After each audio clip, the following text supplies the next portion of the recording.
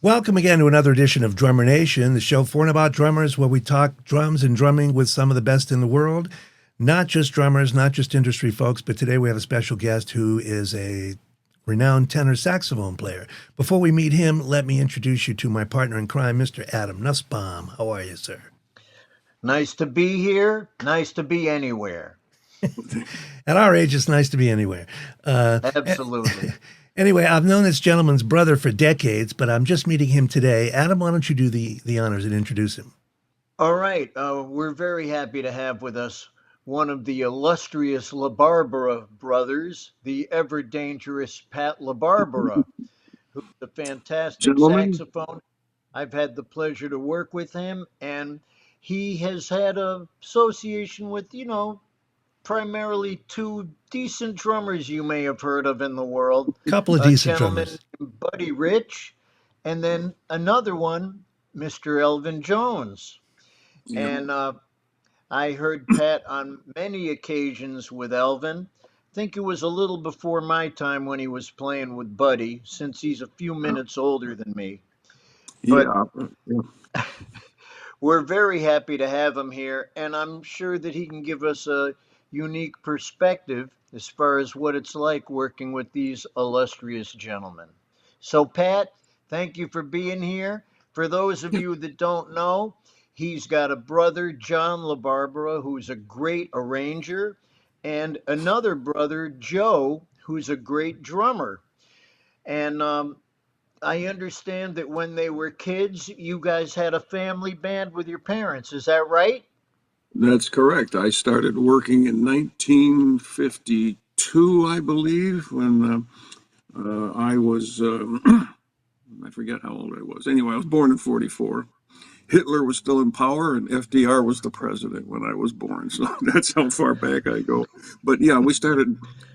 Joe was about 6 when we started working. I'm just going to quick call up something here, just quickly. Um, I can show you this picture here working with my father. I can, I don't think I don't know if you want, but this is us in 1954 or something like that. And Joe was about 6 probably when he was working, playing, and we do weddings, parties, talent shows. We auditioned for Mickey Mouse Club. Steve Gadd beat us because he could tap dance.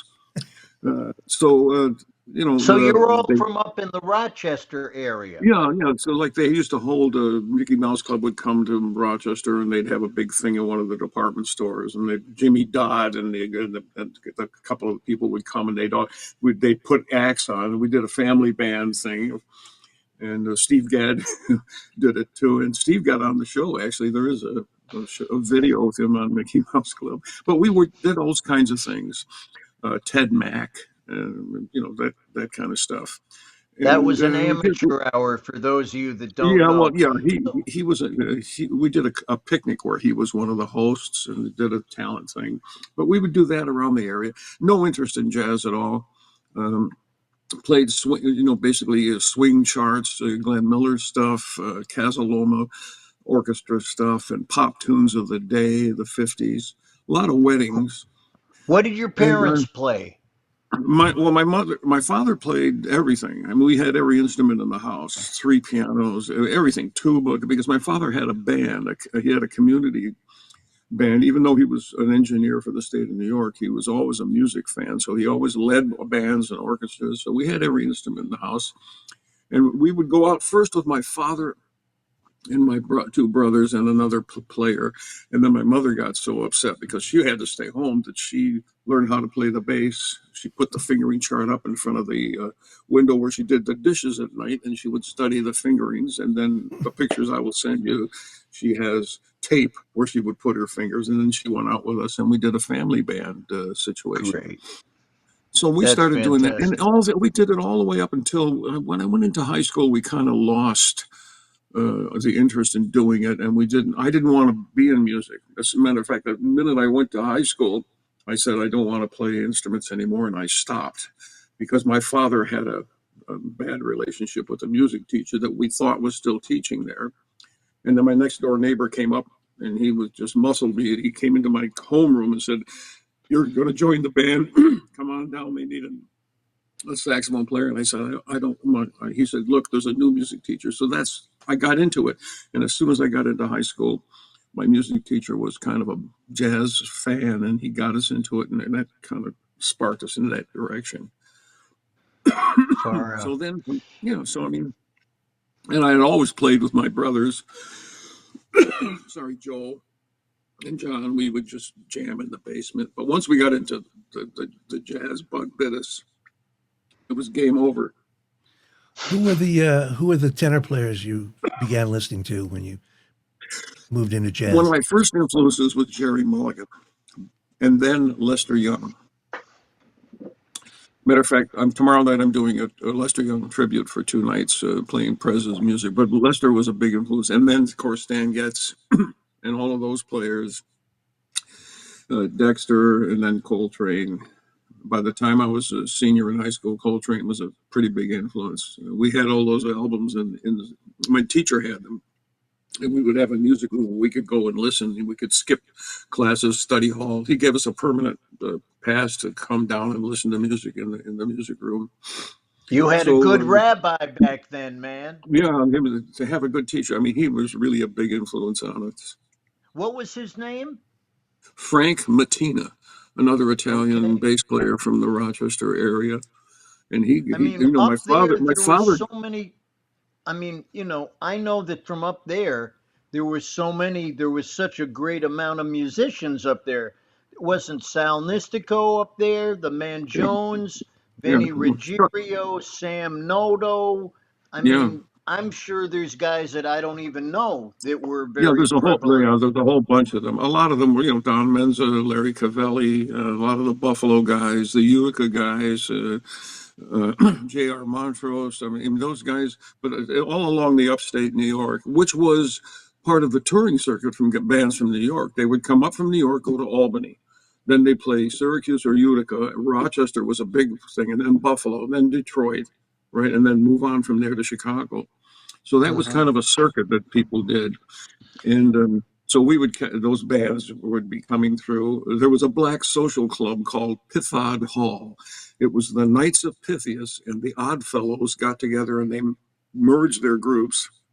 And they had a house that was basically it was a bar and a club. And they would bring mostly organ trios from New York up. We had to have a membership card. I was 16 or 17 and I had a membership card. You could get into the club, always with a friend of ours, another drummer, adult, who drove us. So we'd see these bands. The Manchonis were around, and Rochester had, people like Brubeck come in and do concerts at Eastman. So we would see these. Coltrane came through. I saw him there.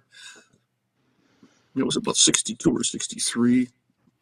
Did you go to school to like college, or move to New Well, what York, or happened was how'd you move into my the pro music ranks? teacher got me what they called a scholarship incentive, which means I didn't have to pay the tuition to go to Potsdam State Teachers College. Okay. And at that time, Potsdam was not, none of the schools in New York State accepted tenor saxophone as a legitimate instrument. But this year they allowed a saxophone to enter, and I got it. And I tried out for Fredonia first, but I couldn't get into Fredonia because I couldn't sight sing. So they let me into Potsdam as a saxophone major because they had wind ensembles, which were basically small orchestral groups, but they had an alto, a tenor, and a baritone in them. So they needed a tenor saxophone player. Except my music teacher was a clarinet player. He hated the fact that I got in on this. Matter of fact, his first day, he said to me, "How did you get into this school?" So that established a great relationship. I didn't last long there. I lasted about a semester. I hated it. Now Potsdam has one of the really good jazz programs. So back then, the big band couldn't rehearse on campus. You had to rehearse off campus. In fact, the usual crap in the 60s. You Jazz know, was a four-letter word. Yeah. tell me, Nick Yeah. Brignola went to Ithaca, and then they had signs of no practicing of jazz in the practice room. No. Oh, Wow. yeah. Well, Chuck drums. Mangione listen, Chuck almost, they were going to throw Chuck Mangione out of Eastman because they found out he was playing jazz on weekends in clubs Oh in town. wow. Had Wow. nothing to do with Eastman, but they were going to throw him out of Eastman because. Well, we And have then an he put the instrument that was also ignored. You know, you couldn't be a drum set player in college back then either, most of the yeah. time. So then you, from what I understand, you did go to Berklee for a while, Well, right? yeah, when I left Potsdam, I came back and started working in a factory Uh-huh. to get enough money to go to Berklee, and I had almost enough, and then I didn't have quite enough. My father had to go to the mob to get a loan to go to school because the bank wouldn't give him a loan, so he had to go to a local loan shark guy that gave him the We money for have me to our go to. friends. Our friends will take care of you. Hey. So my father got the money, drove me to Berklee. I met Bob Scher. They left. I got in the dorm.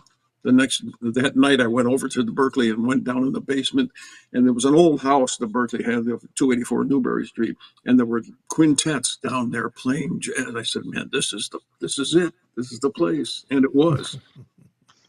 You Who know, were some of your classmates at that time? And what year was well, this, Pat? this was 1964. So Okay. who was there? I think Abercrombie, Gene Perla, Sadao Watanabe. Um, and then later on, Miroslav and was there with me. And matter of fact, I recorded with Miroslav on one of the records. There's a lot of guys. Alf Clausen, who wrote the music for The Simpsons. Alf was there. He would do charts for my quintet. I still have some of his charts that he wrote, the quintet charts that he wrote for me. Uh-huh. And then guys like Johnny Tropez, guitar player, and oh God, there's just so many guys that came up out of that in that era that Legendary went on to school. famous. And then I would get once I got on Buddy Rich's band, I would get guys out, like Lynn Biviano and Richie Cole and all of these guys came out from Berklee. Ernie Yeah. Watts Had and I they were. graduated? I never graduated. I left in my fourth year. I started my fourth year. And but we're not talking about drummers now. But we started in my fourth year, and I got the call to go to see what happened was Ernie Watts was in my school combo at Berklee, and then he left to go on Buddy's band in the summer. And then when he came back, he recommended Jimmy Mosier, the alto player. He had been playing lead alto, and I was in his band the fourth year at Berklee. And we were drinking in a bar afterwards. He said, you've been on the road too long. You've been in school too long. He said, you got to go on the road. And we're all drinking. He says, I'll get you a gig with Buddy Rich. I go, yeah. So Monday morning, I went into school. I said, Jimmy, where's that gig with Buddy Rich? He said, quit all your classes. You got to leave for New York on Thursday and join the band in New York. And Oh, I had wow. never flown on an airplane before. I had to quit. I had to go back to Rochester, go to Mount Morris, pack my stuff, and go to New York and join Buddy's band. W- 1967. Were you in the band with Ernie? Uh, Buddy's band. Bernie. Ernie Watts. Oh, Ernie. Oh, yeah. Ernie was, when I got to New York, Ernie told me to come down early and he wanted to rehearse the saxophones a week or about 4 or 5 days before the band. I actually joined the band on a Sunday. So we would get together in a studio there. Jake Colvin had a studio, and we would rehearse in that studio. Except without Jay Corey, the tenor player, he didn't make rehearsals.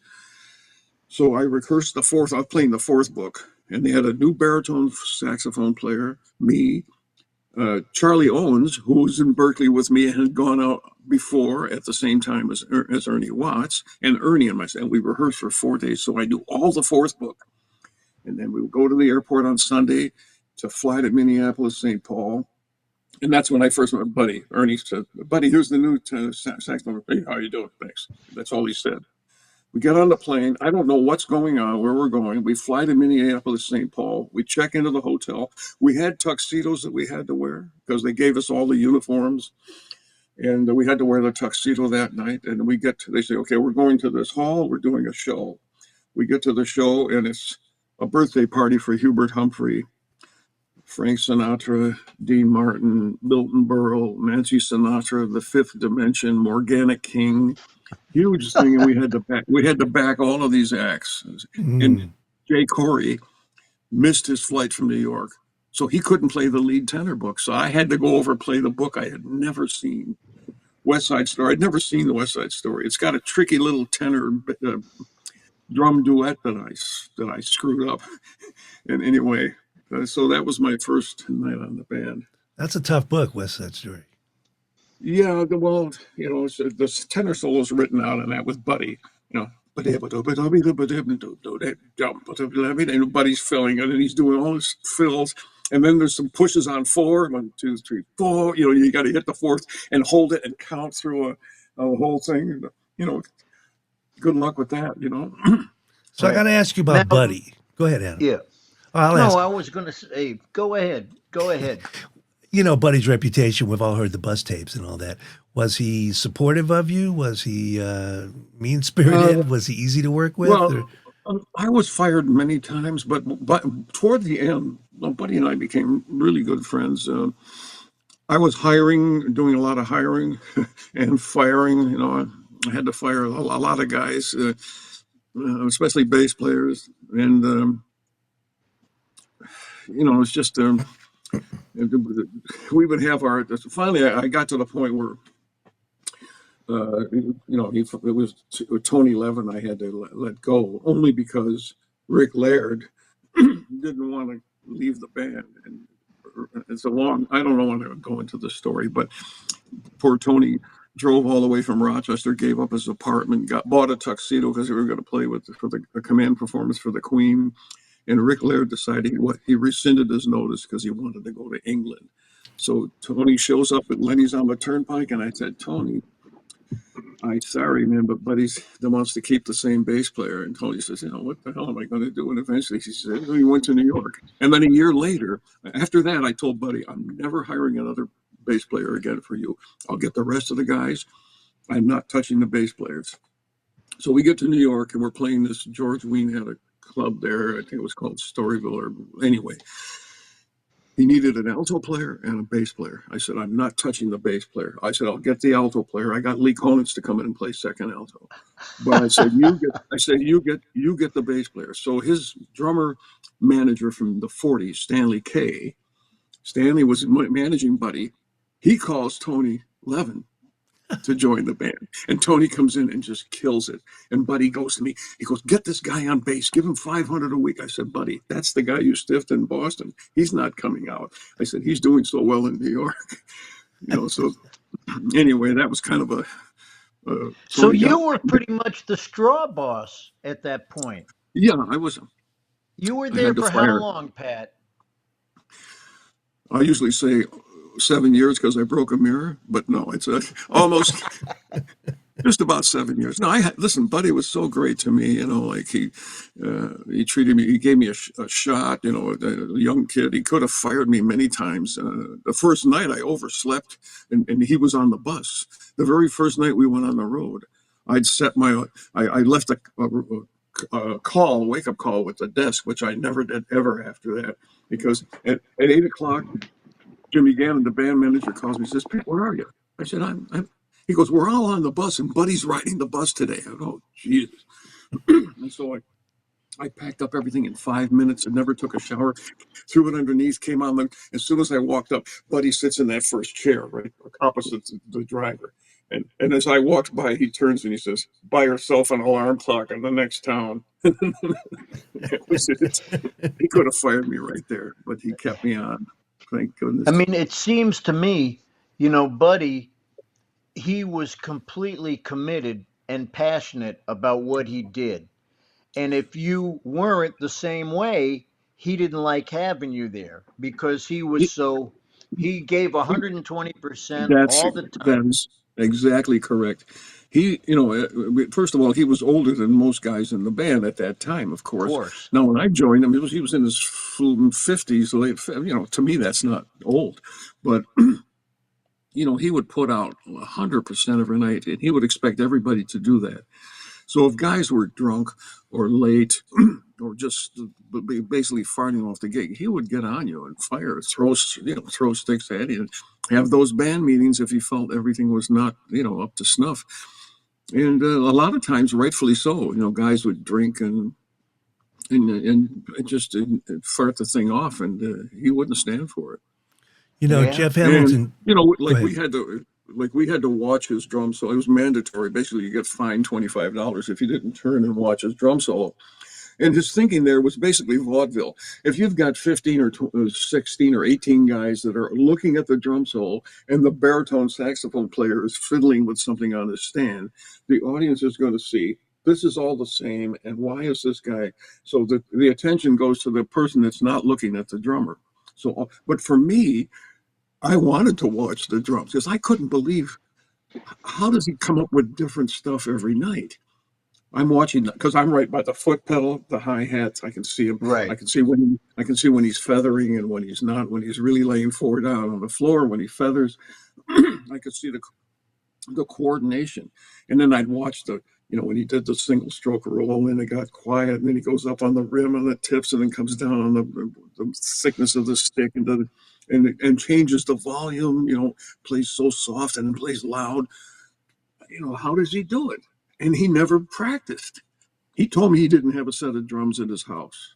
And he would come in, and the only thing he would do, he would sit down at the drums, take the sticks, and go. Drum. He'd do a little quick, a little rough roll like that, and that was it. That's all he had to do. Hmm. Well, he was playing from the time he was what, Yeah, 18 months old. Yeah, it's a baby. he just his mind was drums. He knew drums. He didn't have to. As long as this worked with this, he didn't have to practice. Well, Hamilton told me when he worked with Ray Brown for many years, and Ray used to work with Buddy on those JATP tours. And Ray told Jeff, I hate to tell stories secondhand because I always get something wrong, but Ray told Jeff that Buddy was the most preeminent genius that he worked with because he never let up. To your 120% comment. Yeah. Come on, Brown, let's get these guys. Never let up. He had a when he had his heart. Well, actually, when he had a back thing. We were playing in Las Vegas, and his back went out, and he had to have a back operation, right? So we would carry him down from this room, like he would be in a position where he's sitting, but he couldn't straighten up. So then we'd put him on the drum chair, and then he would play, and then they'd take him back. So he's going to have a back operation, and Benny Goodman calls him. And he says, Buddy, I've had that same operation. You better give your band 6 months to a year off because it's going to take you that long to recuperate. And inside 1 month, the minute Benny Goodman said 6 months to a year, Buddy said, no, he was there in 1 month. He had a spring on his hi-hat, on his leg, like a spring attachment that would raise and then lower his foot, or some kind of a spring attachment so that he could play the hi-hat, because that's what the leg that was giving him the most problem. And he would just come in and play every night, just killing. And after a month, he took that thing off, and he was back into it again Well, because he was going to show. there's that video of him he has a heart attack on a gig. Yeah, Seen that? I remember that too. I was there for that playing. one too. Yeah, he came. That's when my brother Joe came out to play drums when he had the heart attack. And then Joe was in the Army because we pulled up in front of Fort Dix, and Willard Alexander knew some general that got my brother out of the Army for a week and a half or something. Joe Romano led the band, and Joe would come out and we'd do some of the tunes. And then eventually Buddy came out, and then Joe would play, and then Buddy would play. And the reason that Buddy would let Joe do it was because the very first gig that I did with Buddy on location was 1968 at the Sands Hotel. And we were backing Frankie Randall, who was a really good piano player, singer, Sinatra style. And he was back, my brother was in his band. So Buddy used to let Joe play his drums, although he couldn't move anything. He said, don't touch anything. So Joe and Buddy would kind of be up sharing the dressing room, and the band would be on, and then we'd play, and Joe would come down and play. So he and Buddy became fairly tight. And so that he trusted Joe to come out and do it. So what did you learn as a musician, as a tenor player from working? There's a whole list of great drummers we'll get to, but specifically with Buddy and on Buddy's your thing acts, was- what transferred to have to you? think of this. Buddy's thing was mostly high energy. So Buddy's thing was like, shotgun tenor most of the times, except if there was a ballad. But most of the times you're medium to up, right? So in that setting, you can't really leave a lot of space. You know, that's one thing I found. You really can't develop a solo because you don't have that much time. There's really no length of time where you can develop. Maybe a couple of choruses of certain tunes, but so you were basically constantly filling the spots where normally in a quartet or band like Elvin's, I would take the horn out of my mouth and wait and let the rhythm section do something so I could respond to it. But More in Buddy's band, conversational. that's right, like a more inclusive. And now when I played with small group with Buddy, which I did on occasion, and he would play brushes, wonderful brushes, just gorgeous brushwork. Then I could do that. But in the big band setting, because the charts were basically structured, so shout chorus, saw tenor solo, and there's no. Sometimes there was trading, but not much. Buddy didn't do much trading. So the only times you had time to stretch out in the tenor book was basically maybe channel one suite where you could play a long cadenza. And then I would play, go into like a Lester Young thing, and then he'd come in behind me. We'd do a duet. I mean, sometimes that thing took 10 minutes to play the tenor solo because I would play a duo with Buddy. But in Elvin's band, it was a different thing. First of all, in Elvin's band, I just felt like the bars had more width to them or length to them. Just felt like the bars were longer. I could put more stuff in there. And sometimes it felt like I was just walking across a canyon, like on a wire, because he wouldn't. It's not always, it's not always that. It's very loose, and the time is there, but a lot of times it's coming from the bass player, and he's doing something different. So I found out, about not rushing. I'm just listening to some old tapes now. When I first joined Elvin's band, I said, "Oh my God, was I just overplaying like a big band tenor player?" And Elvin, the only two things he always told me was, "You're not playing long enough, and take your time in developing the solo. Like, don't you're playing too short solos because we're only doing 4, possibly 5 tunes a set with Elvin. Do you do a medium up tune?"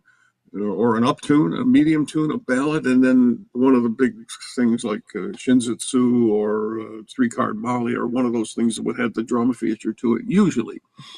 So with 4 tunes in a set, you got to really leave some space and take time to develop your solo. So it took me a long time to kind of figure that out.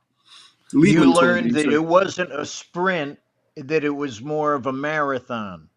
Liebman told me when I left Buddy's band, and then he said, "Man," he goes, "you went from uptight to up loose," so because Buddy's chart, one of the big hits was Uptight on Buddy's band, Right. that Kathy Right. used to sing that. But it was a different feeling altogether. I mean, with Buddy's band, the time was so well defined because there was a lot of hi-hat on 2 and 4. There was a lot of 4 on the floor, dum, dum, dum. And the ride thing was pretty, defined. Right? With Elvin, it was like a lot of times it was a wash. You didn't know. I mean, he would. I mean, I remember playing at the Village Vanguard with him, and I'd play Naima, right? So Naima, I go bo bo do bo doo, and I'd wait for.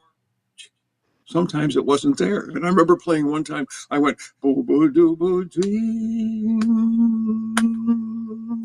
and I go, oh Christ! I'm playing it in long, and then I hear Elvin in the back going, he's playing it in long meter. So he didn't change. And so I had to just like tough it out. And the bars are so long. I'm thinking, my God, my clothes are going to go out of style before this tune's over. And then you wait at the bridge because Jones would go at the bridge. You play the quarter note triplets. One, jingle, dingle, dip, boom, bam, boom, dingle, dingle. He'd always do that until the last chord. Dingle. He'd hit that wash at the last before you take the last 4 out. So, I wait for those cues. And usually when Elvin played, he played on the form of the tune. He was not a fan all the time of big drum solos. There were the few things that we did do that had open drum solos in them, but he would love to play on the form of the tune.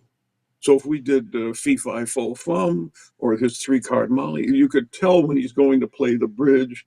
Dum, dum, dum, he'd do the Gene Krupa thing at the bridge a lot of times, Yeah. or he would set me up with that. And Fee Fi Fo Fum, he would do a lot of backbeating. Uh, he was pretty well defined on the top of the chorus, although you really couldn't count it because you had to wait for the end of the phrase to see the tip. You had to wait for that the top of the top of the form where he wanted it to be. I remember I worked with McCoy, Elvin, and Richard Davis and John Paul Borelli. We did a concert in Paris, and so McCoy came to me and says, "Look, don't block my sight line to the ride cymbal." He goes, "I have to see the ride cymbal. It's not hearing it. I want to see it where it's going to be." And so I didn't block that. But then I realized he's getting it because if you're going 1, 2, 3, 4, 2, 3 to 4, 2, 3, 4 in, it's going to be 4, 2, 3, 4 in. There's going to be a. And I asked Elvin one time. I said, "Why at the end of the 8-bar phrases sometimes, and you're soloing?" I said, why is there like a tug before we even get to that? I'm feeling the downbeat should be here, and you're placing it just a little bit beyond where I think it's going to be. He said, when I first started playing dances, I realized I had to be metronomic.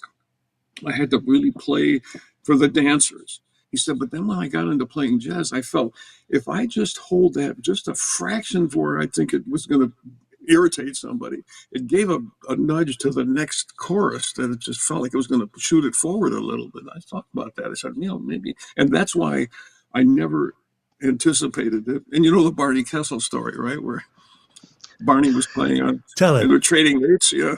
Sometimes my There's a eights take a record. little longer. There's a record they did. I have that record. Or, While you look for it, let me interject this. I saw you playing with Elvin, and I Mhm. out in L.A. and I came up to you after at the intermission or afterwards, and I said, man, I'm a drummer, a jazz drummer, and I'm sitting there listening to Elvin, and I'm not sure where the 4s or the 8s are, but you guys always come in right. And you told Yeah. me, you said you have to listen to the phrases. You have Yeah, to listen to he Elvin's does play in phrase. phrases. Yeah. If you listen to Mhm. the phrase, it comes out, but you can't Yeah. religiously count 1, 2, 3, 4 Yeah. through it. There's that Yeah. element. And I would never really try to define the. Yeah, there it is. There. So I guess I did meet Barney. you. That's been a while ago. Yeah. It's, Yeah. Barney Kessel. Yeah. Feeling free. Yeah, tell them the story, Pat. Yeah. Well, Barney, they're doing that record, I believe, and they're trading eights. And Barney was going, 7, 2, 3, 4, 8, 2, 3, 4, bang, and he got so frustrated, and they taking a break, and Elvin goes over, talks. He says, "Man, don't worry." He goes, "Sometimes my eights take a little longer." He said, But what's incredible is that, having that flexibility with the time, where the time, there's a width in the time, not just the point of the time. It's not like this, it's like this. And it creates an incredible tension. And just like some drummers are more on top of it, yeah, some guys are a little bit more behind it. I mean, the way I like to define it is I can be sitting in the chair and I got my where I am, I can be like this mm-hmm, or I can or get like back, this, but I'm yeah, still in that chair. And it's great to hear how drummers can shade the time. yeah, I think I would hear it very often with Mel because Mel knew when to yeah, and needed to have a little he could like dig in the stirrups and give a little or when a certain section might be going this way, he knew when to pull back the reins and to yeah, have that flexibility.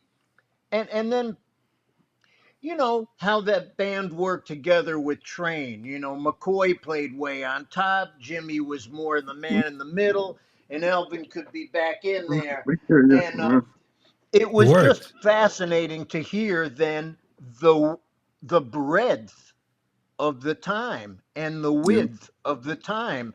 And, from going from with Buddy to Elvin, I mean, these are two of the greatest. And you knew I love, there's that great photograph of them together Oh yeah, where Elvin's yeah. wearing the red tuxedo. And you can just see the mutual respect that these guys had for each other. And that's so beautiful. That's how I mean, how I got the job with Elvin was that anytime Elvin came into the club and Buddy would let him sit in with the band. We were playing at Ronnie Scott's in 1973, and Elvin came in with Keiko, and they talked to me just before the last set.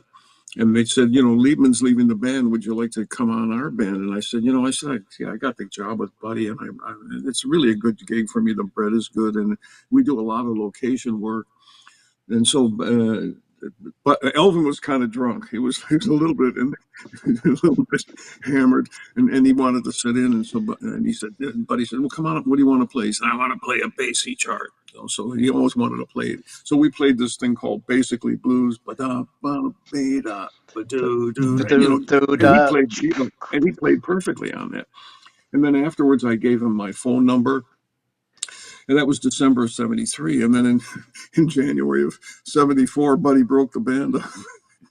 So, so by that time, I had made plans to move to Canada, and Elvin lost my number. And if it wasn't for Gene Perla coming to Toronto and being at a session at a drummer's house, Gene said, he said, Jones has been trying to get in touch with you for a long time. I said, well, I gave him my numbers. I said, but he's got the old U.S. numbers. So Gene gave Elvin my new number when he went back to New York. And sure enough, I got a call from Elvin. He says, I want you to join my band and come down to the Vanguard. We start next Tuesday. So come in on, he said, come in on Friday, flying on Friday. I'll get you to the hotel and we'll rehearse. So I flew in on a Friday. I checked into the East Gate or one of those hotels of my band. And I called Elvin.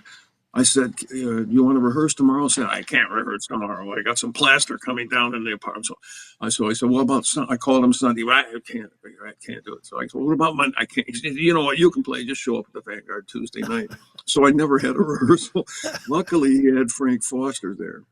So I knew the Coltrane tunes, but I didn't know things like Giraffe and, the ones he were playing. And so That's not rocket science. I know, but Foster would teach me the tunes in the kitchen before each set. He would play them, and he was only there for that week just to help me come along. And then as soon as I finished, he stayed in New York, and we went out to Europe with a quartet. But was it Roland Prince? Well, it was actually. I'm just finding out now that it was Rio Kawasaki, me, and David Williams, right? And then Roland Prince came on. I always thought it was Roland there that very first gig, but apparently there's some new tapes that have surfaced, and it looks like it was Rio Kawasaki, and then Roland came on, and Rio left. So that's the band. I mean, that's who it was. Yep. I heard that. I heard you guys so many times. I remember. I remember. Adam was you were in high school, I think, at the time. The first time you used to come and talk to me at any of the clubs I was in New York, right? Sure. Yeah. And what was so sweet was Elvin was such a kind person, man. Yeah. And he, forget how great he played. You never forget how somebody treats you and makes you feel. And I guess, they'd see one or two nights sitting in that corner of the Vanguard. I was probably drooling, and, he could see how I was into it. And he was so kind to me, man. And, you never forget that kindness, the way people treat you. And, an exemplary way to be. I remember one night at the Vanguard, Keiko's at the top of the stairs, and a guy comes walking up the stairs going out the club with Elvin's snare drum. And Keiko stopped, what are you doing with that? She says, oh, Elvin gave it to me. Well, this guy had given Elvin a sob story about he lost his set of drums, and Jones says, take my snare. Wow. I met him once. Well, I lost myself. Come back down, Michael. This thing follows you. And I stood up quickly. There you go. All right. So I met him once at PASIC after hearing him play many times, and I went to he was signing autographs. And I said, I didn't know what to say. We say, you play good? I said, I love you, man. And he just put his hand, I love you too, brother. And he was just as sweet as he could be. Met him a couple of times, but generally speaking, he was wonderful. Yeah, they would, when I went on the band, I would come back to to Toronto, and then I would get a card from them and a gift, a shoulder bag or a wallet or something, thanking me for being on the tour with them. And then one time I couldn't. My wife was having. We had a baby, and I said, look, I just can't go out. It's just she needs help at home. They said, well, we'll pay for a housekeeper. And they paid for a woman to come in and look after, help my wife with stuff so I could go out for a couple of weeks and do these tours. And I still have all the I save all of the letters, the thank you letters and the itineraries. I've got the itineraries from Elvin's. That's And beautiful. yeah, I Well, it mean, wasn't they just were, Buddy and Elvin you worked with. I have some list of a few yeah, drummers yeah, people might know.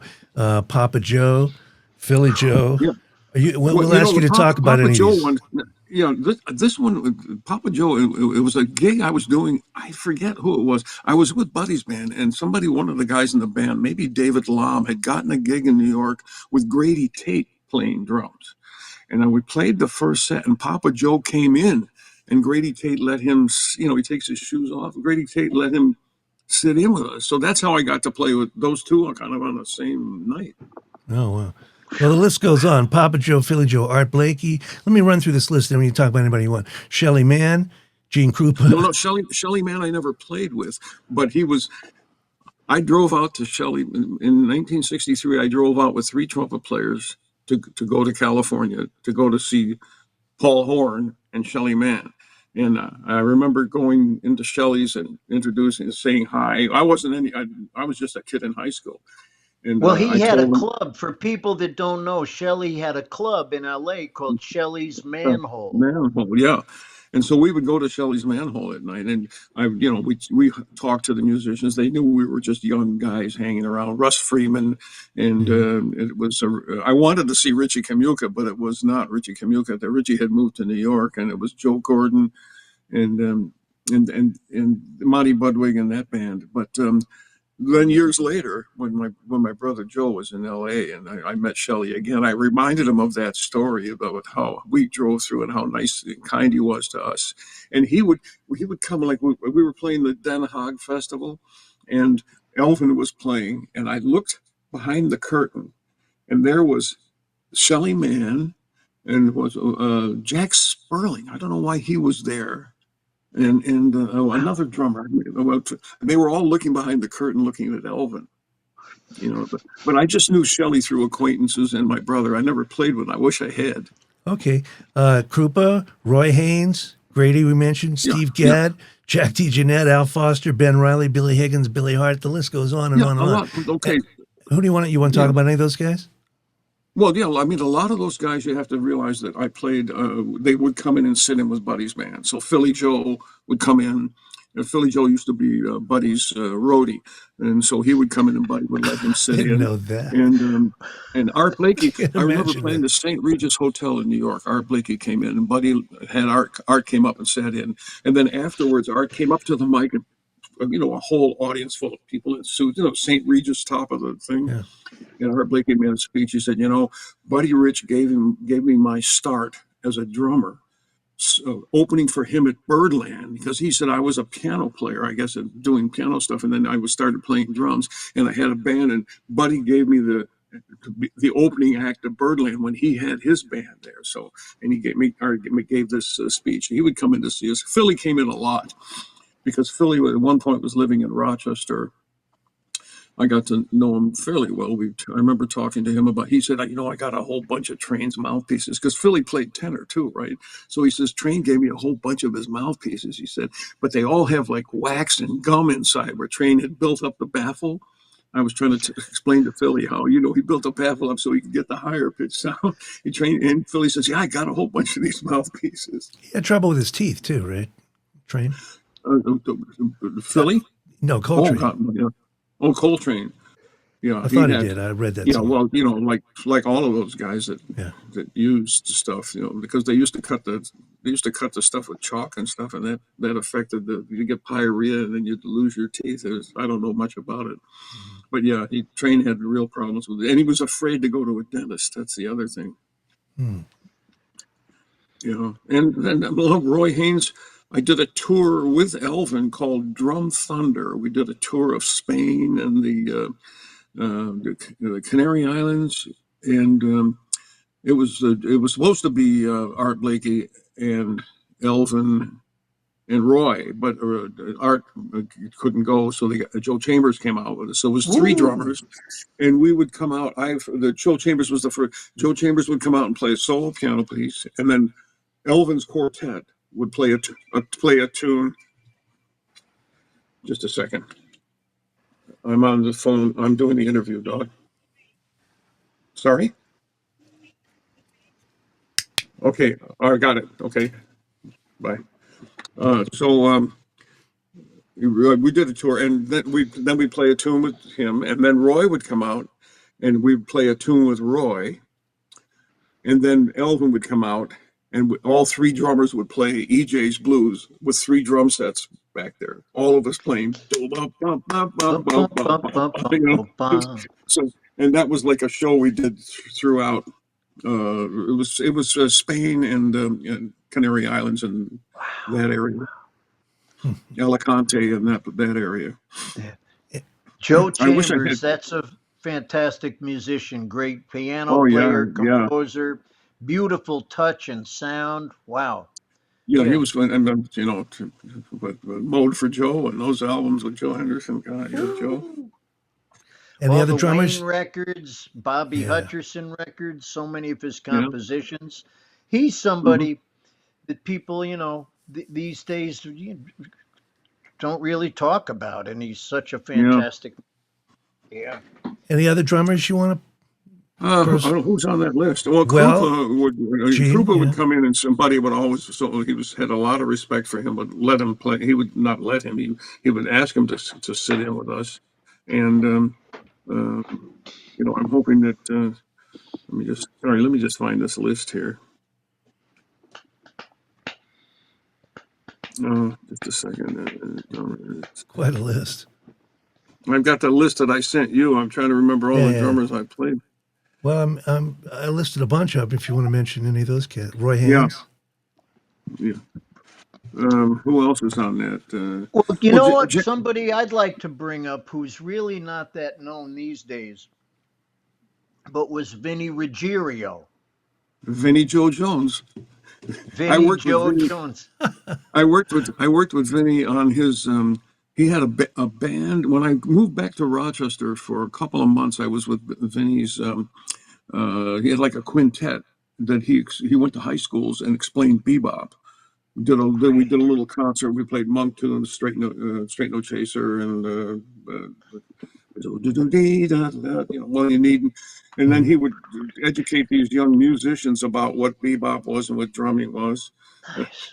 we and the, we, we we played when I was with Elvin. We played a club in Rochester, and I'm playing down it was like a polished wooden dance floor, and then we're not up on a stage, but we're on the edge of the dance floor, and I look at the club at the door, and as I'm playing, I see we go to Elvin's drum solo. Elvin's soloing.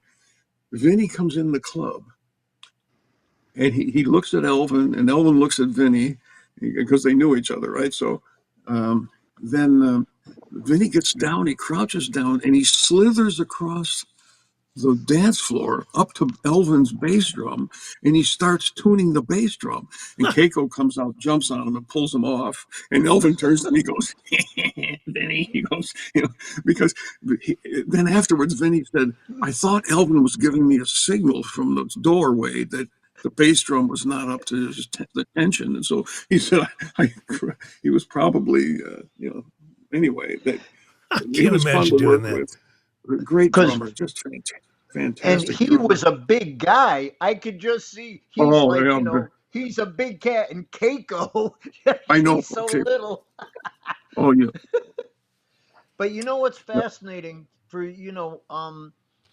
I know that Steve Gadd was a little younger than Vinny, yeah. and when I've seen videos of Vinny play, Steve, his physicality addressing the instrument Uh, remind me of Vinny, hmm, yeah, which was kind of interesting for me to see because Steve's kind of on the short side and Vinny was very yeah, large, but to see their physical motion, I see, that there was some kind of impact there. Yeah, I would go into when I was in basically off when I left college. I would go to see the Mangione brothers had a gig at a club called the Lounge, and Vinny would sometimes be playing drums, and other times I think Steve was there later. But Hmm. yeah, they were both around the Rochester area. And Steve, of course, I got to play with him with Chuck Mangione's stuff and with Gap Mangione's big band. I recorded stuff with him, Wow. and Yeah. yeah, I did an album with Steve was on it. I forget the bass player who the bass player actually had to come in and put his part in afterwards. Anyways, a couple of Gap Mangione big band, so they were around the Rochester area as I was coming up. Do you remember But they McCurdy? were working. They were more ahead of me as far as playing. They were all working and really well developed Right. players at the time. Was McCurdy there? No, Roy wasn't. He wasn't there. I worked with him with Nancy Wilson. He Right, but was I working with thought he Nancy. was from up there because he was Oh the yeah, no, original drummer I with think the Jazz he Brothers. yeah, at that point. I don't. I think he had gone to L.A. or he was out traveling with different bands at the time when Right. I was in there. He was probably had a place in Rochester. I mean, he's in L.A. now. Roy. Oh yeah. But I worked with him with different singers like Mickey Roker. I worked with Nancy Wilson, and he was with Nancy Wilson, and with Ella. Who was playing drums with Ella? I can't remember that. Anyway, Bobby Durham, maybe Thigpen, Yeah, maybe Keeter Betts, Bobby Durham, Freddie Waits was in there for a and minute. Yeah. Tommy Flanagan was playing piano with those guys because Right. we backed a lot of when I was on big bands. We backed a lot of vocalists that would come through with Buster Williams and Mickey Roker and Don Trenner with Nancy Wilson. Ella had her. They're all jazz guys that were doing it. Yeah. Who else is on this list? Let me just see. There's so many. I mean, most of them might have stories about them. Let me just see here. Okay. Oh yeah, Adam Nussbaum. I know him. I worked with him. Uh, Uh-oh. Jack DeJohnette. Jack DeJohnette was. I played with him a couple of years ago. He came to Humber and he was the guest artist. And he would tap dance. He would do some dancing. He was really really good at that. But when I played a tune with him, and then the minute I played, I was about 3 bars in, and he really felt like it was Elvin. He was really. I felt he was that close to it. Matter of fact, I remember turning around, saying, "Wow, this is saying." Eddie Shaughnessy was so good. I worked with him almost every summer for about 6 or 7 or maybe 10 years at Skidmore. Alan came up. You came up Had a to great hang Skidmore. with him. He was a Yeah, wonderful yeah. guy, Ed.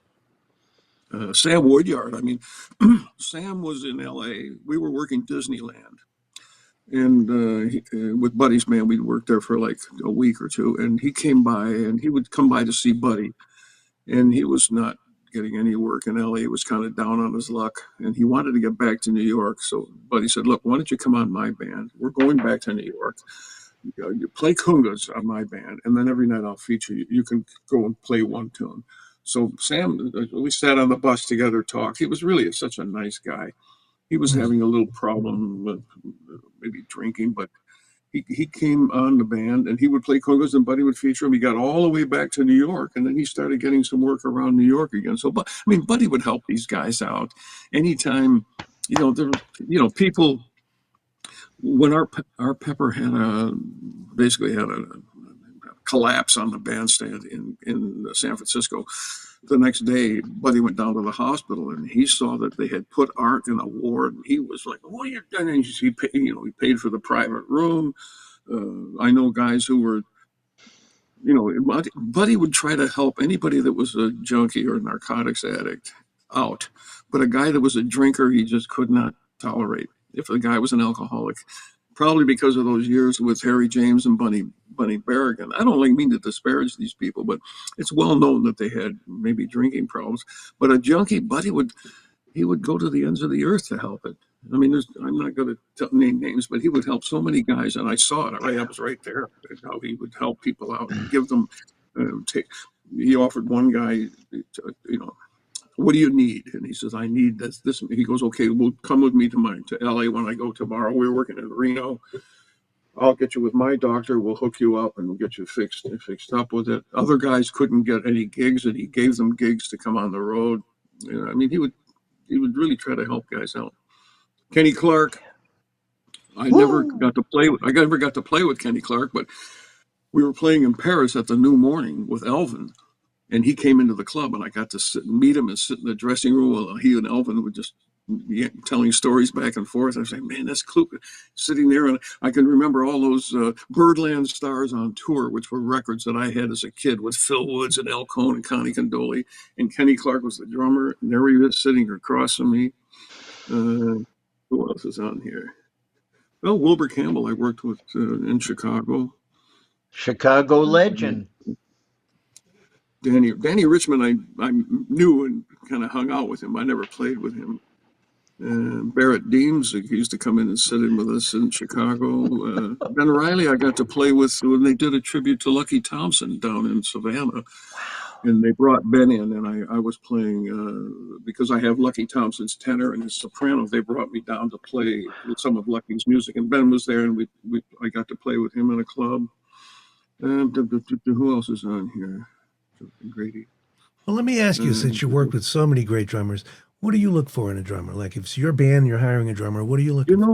One of my favorite things is, I have to say, dynamics. Because, I know my brother Joe can do it because he can play really, it's having the intensity at a quiet, like being able to be intense, but yet still be able to be tipping there, and you can feel the burn, but it's not like bang, bang, bang, bang. Elvin was like that. He could play really quiet, with the point where you couldn't hear him, and then he could play like most people assume he was like a loud drummer. Buddy could do that too. But there's a lot of drummers that I've worked with that just have that one dynamic drum solo volume, and they put it on the accompanying part of the playing, and they don't back off and judge their dynamic from what's happening around them. The key word you used was that would be my only thing. I mean, that's the biggest thing. The key word you used was tipping. Tell people what tipping is.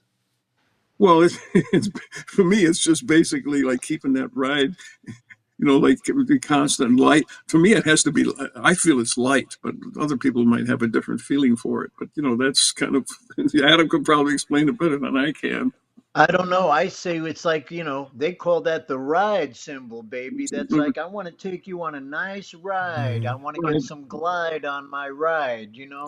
I think of it as that's kind of what I feel. It's just like drummers like Shelly Manne. There's a beautiful set of albums of Shelly Manne and his men live at the Black Hawk, where Shelly would some great solos. If you listen to the drum solos, like for me, my hearing goes more to the bass and especially drums. When I'm listening. Last week I was working with Terry Clark, and I worked 4 nights with him, and he had I'm listening to all the stuff that he's doing behind you. That most people are listening to the solos. I'm trying to he would do these and then the quarter note triplets, and Shelly Manne does that live at the Black Hawk, where he's doing Poinciana, and he's doing just ride cymbal here, and here's the independence here, and he's got this thing where he goes, he goes, and then he does it again, and he leaves one off every time. So then he keeps, so he'll go then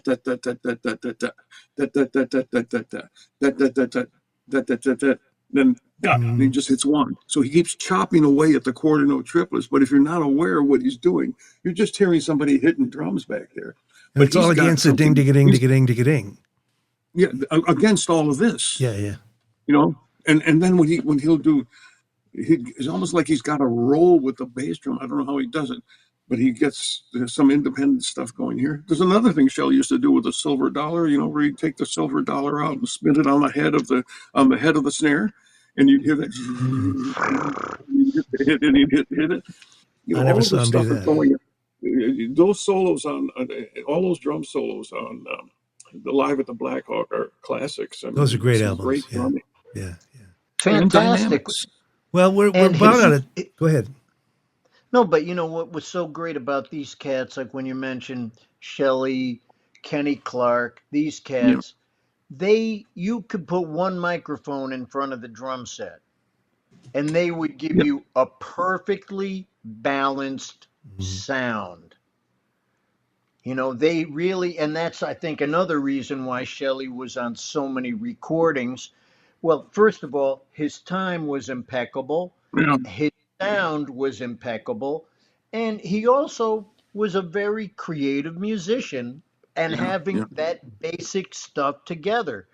yeah. Um, I mean, it seems fascinating to me that as the technology has improved, or let maybe not improved, but as it's developed, artistry has maybe diminished to a certain extent because it's like, I think oh, that. we'll turn this up, we'll turn that up, whatever. It's like, wait a minute, can you just give something there? And that whole thing you talk about intensity. I Mhm. mean, I'll sometimes demonstrate to a young student, I'll say, I can look you right in the eye and talk real soft. It doesn't have to be loud. Yeah. I'm not messing around. And it's Well, like, woo! and horn players, like I'll do that. Like if I'm playing with another horn player who's either playing very notey or very strong, Go if I'm going to come opposite. in afterwards, I do the opposite. I'll come in quiet, and then all of a sudden, the rhythm section, if they're smart, they'll go down to me, or Yeah. I'll just do sustained notes, basically to change the direction because nobody wants to hear exactly what the guy did before you. If you try to come in and play up to do all the notey stuff or whatever, it's the same thing again. Why not go to a piano solo and then come back in? Mhm. So that's something Change you up learn. the character. Think of the dynamics. Think of the Yeah, balance of the whole event. Yeah, Well, and then a lot. this is I'll important. steal I'll steal rhythmic patterns from the drummers, mhm. left hand too. And I won't parrot them back. I'll basically, I'll listen to, there's the tune Blues for Philly Joe, where Sonny comes in, he goes, oh, the bass, who's playing is Paul Chambers, I think, on it, and Doug Paul plays. Watkins. Doug sings, he goes, "Bing, bong, ding, ding, ding, bong," and then Sonny comes in, "Bing, bong, baby, do, do, do, do," and he parrots it. But I do that with the drums. I'll listen to left hand and bass drum and see what's Yeah. going on there. And then I'll try to use it, but not right after it's been Right. done. Mhm. I'll try to use it somewhere down the line to tie it in to Ag- kind of keep a thread going of what's been well, going on conversationally. it becomes something where you're dealing with the subject matter You know, and you're discussing it and conversing where it's no, not, like you don't want to be parroting, you don't want to be no, mimicking. that I stuff. always say, That's ba, ba, da, da.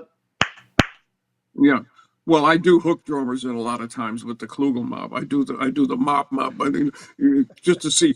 I say, does this drummer know his history? And Mhm. I'll be playing, and I'll go, bio bop, bio bop, bio bop, bop, and I'll try.